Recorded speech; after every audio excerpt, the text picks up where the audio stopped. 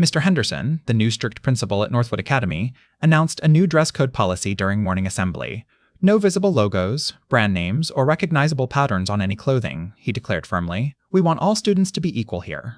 I took notes as he spoke, my mind already working through the implications. He paced the stage, his black shoes squeaking against the polished floor, while students shifted uncomfortably in their seats.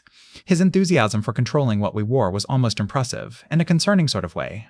Over the next few weeks, Mr. Henderson's dress code inspections became increasingly absurd. He'd stop students in the hallway, examining their clothing with a magnifying glass.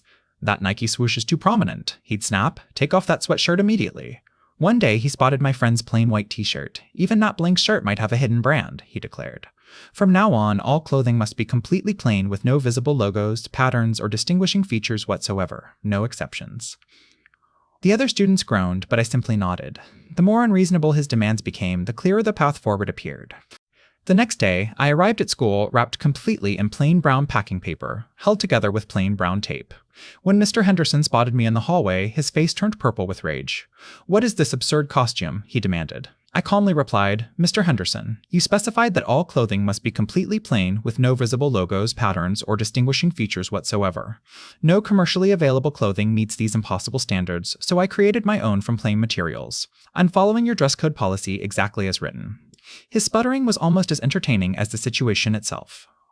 The school board was called for an emergency meeting. Parents were outraged, and news crews arrived to cover the story. Mr. Henderson was forced to explain his impossible dress code policy to the superintendent and the media. By the end of the week, he had resigned, and the new principal immediately revised the dress code to be reasonable.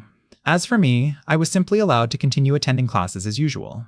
The following week, I wore my favorite band t-shirt to school logo and all, without a single word of complaint from anyone.